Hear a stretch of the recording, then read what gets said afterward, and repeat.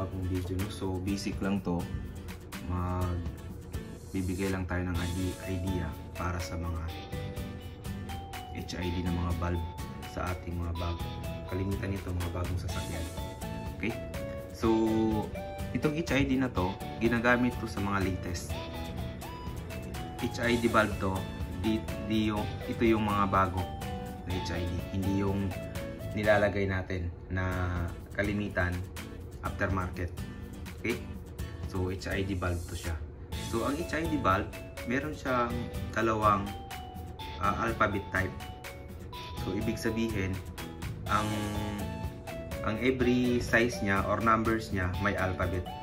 So ang every alphabet niya mayroong meaning kung saan siya pwede ilagay. Okay, so ito naman, ito siya multi. Itong valve na to. So ang size niya is D2. Wala siyang alphabet dahil siya nga multi siya. So kalimitan pag D2S, ginagamit siya para sa may mga projector na headlight. D2S. Okay? Ito dito. So pwede kasi siya D2S or D2R. Ang D2R, ginagamit siya sa mga headlight na mga reflector lang ang gamit. Wala siyang projector, yung D2R. So si D2S, ginagamit siya sa may mga projector na headlight. Okay? So huwag kayong magkakamali ha. Ang D2S, ginagamit siya para sa may mga projector na headlight. Yung wala namang projector, ordinary lens lang, tapos HID siya, D2R. Okay? Ito kasi, itong valve na to, pwede siya maging D2R. Kaya wala siyang alphabet. Wala siyang alphabet na kalagay dyan. Dito lang.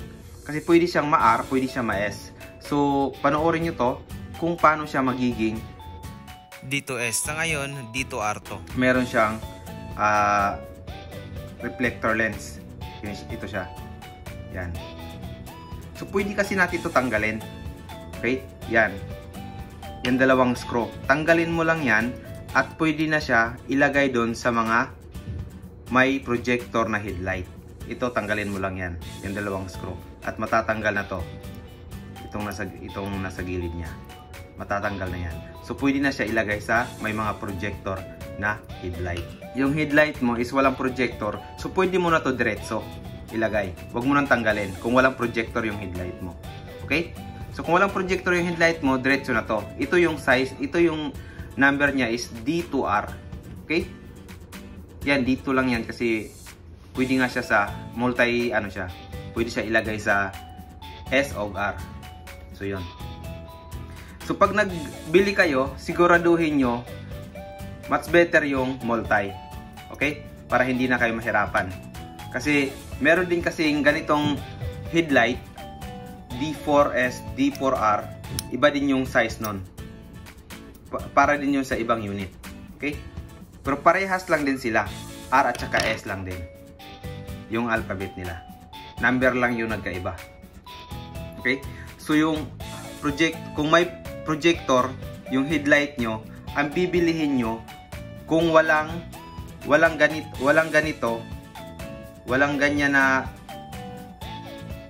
walang S, pwede kayo mag-multi. Halimbawa, walang alphabet. So, ibig sabihin, pwede siya matanggal. Itong nakaka-cover sa kanya. Dalawang screw lang yan, matatanggal nyo na yan. Yan. So, kung masela naman kayo, so yung size talaga niya, kung anong tinanggal nyo, yun din ang ibalik nyo. Halimbawa, yung tinanggal nyo is D2R. So, yun, D2R din yung gamitin nyo. Ito kasi, D2R to siya. Okay? D2R to. So, kung tanggalin mo yan, yung dalawang screw, magiging D2S yan. Kasi wala na to. Okay? So, ginagamit si D2S sa may mga projector. Si D2R naman, ginagamit siya sa mga headlight na normal or reflector lang. Yung ginagamit.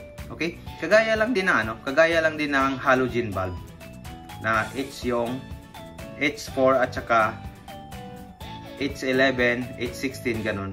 Di ba walang ganito? Walang ganyan. Pag projector yung pag projector yung headlight. Okay? So pag normal lang na sasakyan, kahit hindi projector, kung H yung H4 lang or H11, So kahit walang projector, okay lang, normal lang naman, halogen lang naman yun.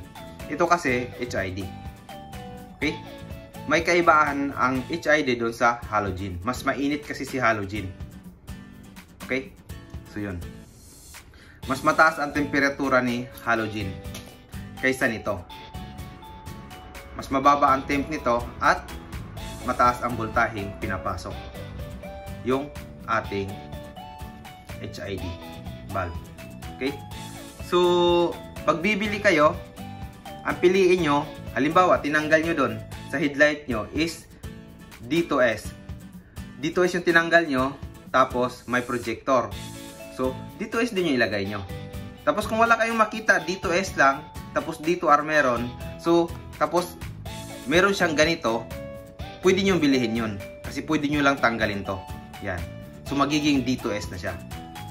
Okay? So, pagkatandaan nyo, ginagamit lang to sa mga, itong headlight na to, ginagamit to sa mga walang projector.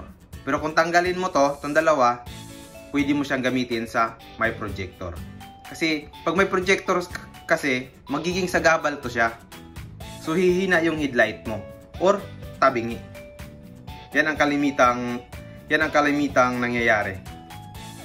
Okay? Okay? So, nalagyan mo nito. Kaya, mahina. At saka, kung i-high beam mo, malapit lang din yung tapo ng ilaw. So, tanggalin mo to. Kung may projector yung sasakyan mo o yung headlight mo, tanggalin mo to. Kung wala namang projector, so, i-ano mo na lang yan. Yan ang size na D2R. So, pag D2S, wala to. Okay?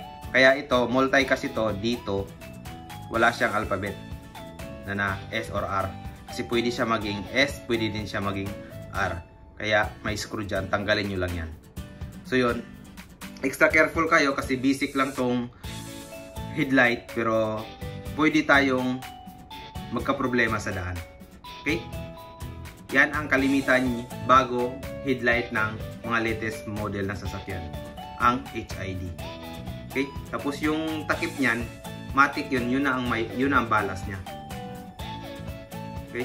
So, pag nag-on kayo nito, huwag nyong ilagay yung kamay nyo dun sa balas kasi malakas ang kuryente nito. Hindi totoo yan.